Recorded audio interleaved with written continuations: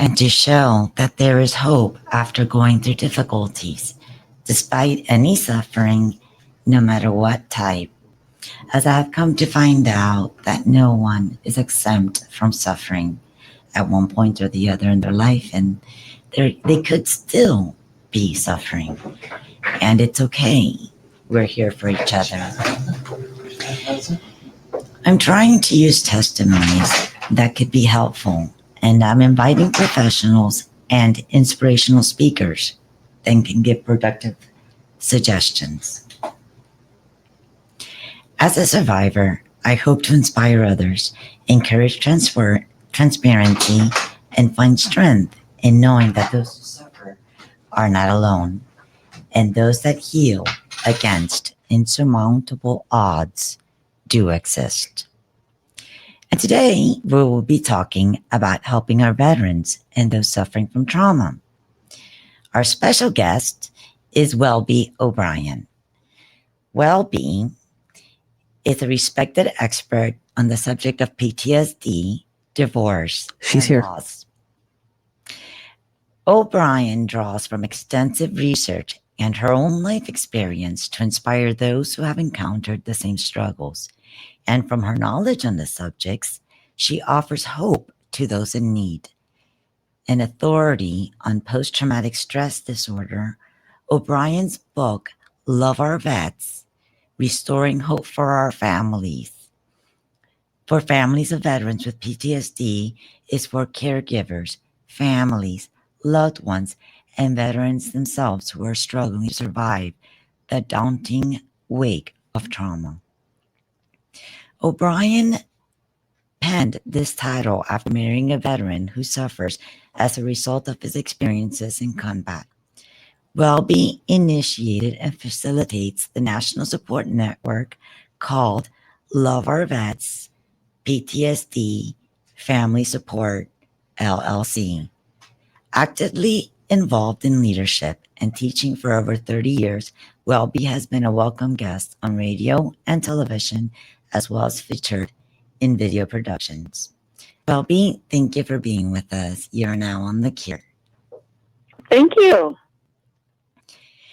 Welby, it's amazing that you deal with PTSD and trauma, because that is such a high occurring theme these days, and a lot of people are dealing with trauma. And the thing with PTSD is that it can lead to a lot of things.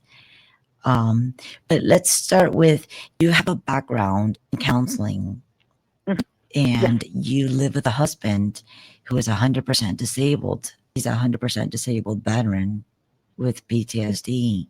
Mm-hmm. Could you tell us a little bit about what PTSD and what may have caused it? In his particular case, he was a Vietnam combat veteran, and he had numerous traumatic experiences. Some he's actually even blocked out of his memory, but enough that they've just pretty much haunting him for almost 50 years. And it took him just about 40 years to realize that he needed to reach out for help. And so it was many, many years of not knowing what was wrong, what was going on. And I think that's one of the biggest problems that people deal with. If they can reach out for help sooner, help is more available. But that was the initial cause of his trauma. Welby, in your book, Love Our Vets, Restoring Hope for Families of Veterans with PTSD, you explain that PTSD can affect anyone, not just veterans. How would someone know if their loved one has it? What are some of the typical symptoms, for example? Well, yeah, and that's definitely the case. It can affect anyone. And basically, PTSD is a result of exposure to an experience that's horrific or life-threatening. And what happens is the person becomes locked into emergency survival mode, fight, flight, or freeze survival. and they stay permanently programmed in that emergency mode at some level for the rest of their lives. So 24/7, they live as if the trauma or an impending crisis could reoccur at any moment. And it totally overwhelms their ability to cope. So when something triggers them back into survival mode, they have no reserve with it to handle it. So the good news is that they can learn to thrive again. And some of the symptoms that are typical to look for, if you're wondering if you or your loved one might have it, is anxiety, avoidance, depression, being easily startled, fear, flashbacks. Those flashbacks can come at any time. Hypervigilance, intrusive thoughts of the trauma, irritability, sometimes difficulty holding a job, memory blocks, nightmares, numbing, sometimes outbursts of anger and other emotions. Sometimes people wind up with substance abuse and other addictive behaviors just to numb it. Relationship problems are often typical. Sleep problems, definitely putting up walls, withdrawing, and unfortunately, suicidal thoughts. So the people who are reacting normally to an abnormal experience. And we just want, our message is just there is help, and there is help, and nobody needs to be alone in their trauma, and just encouraging people to reach out. And there's so many symptoms of PTSD. You don't necessarily have to have all these symptoms.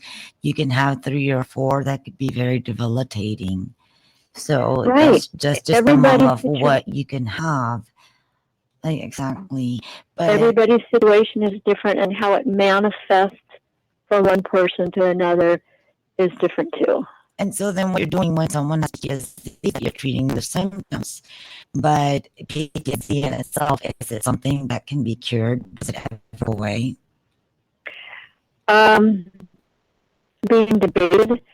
As far as I know, as long as there wasn't a trauma and that actually happened, you can't erase something from your past, as you know. You can't. So the fact that it happened will always be there, part of your life. There will always be reminders of it and triggers, which is the ways when something just kind of sends you back to reliving that moment. So as far as I know, there is no 100% permanent cure. However, there are many more beneficial therapies and resources available today than ever before. And so people can learn to thrive in spite of it.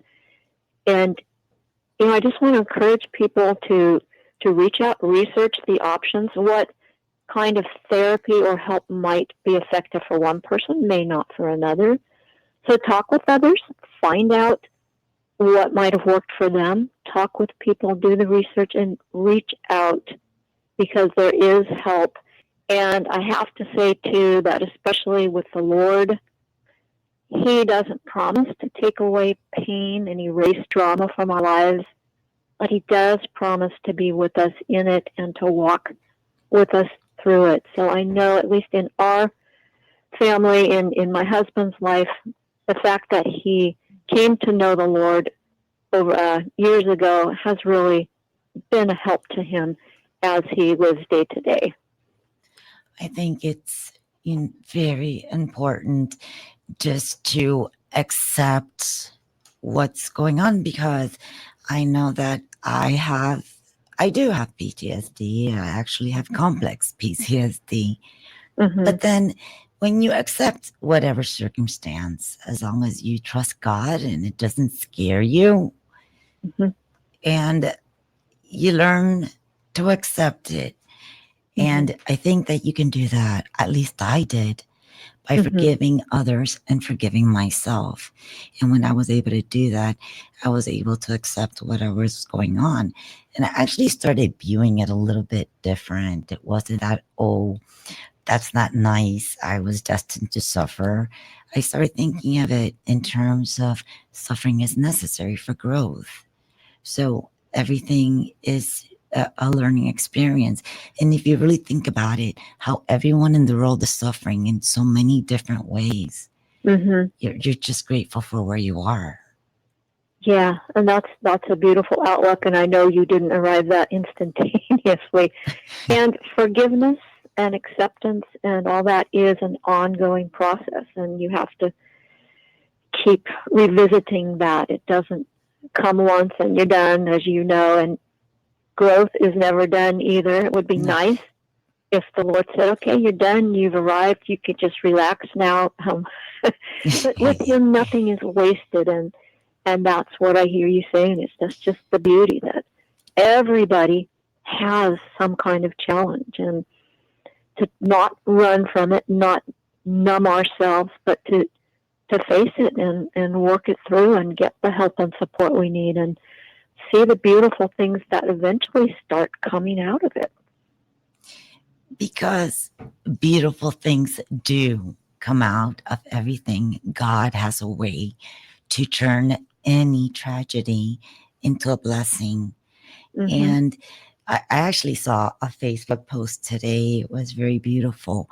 And he was telling a story about how Jesus chose to go on a boat, and this is God that made the world, and he could have just walked on water. That would have been really cool, but he wanted to use this person's boat. He wanted to work through us, and it's just a matter of us accepting him and letting him work through us, because he has a different plan in a very special way for many of us.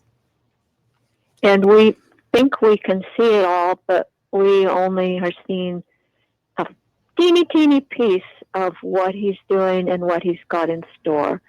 I don't think we're supposed to understand it. That forfeits the purpose of having faith. Right. And he loves our faith. That is what connects us with him. And that's what he really treasures in us.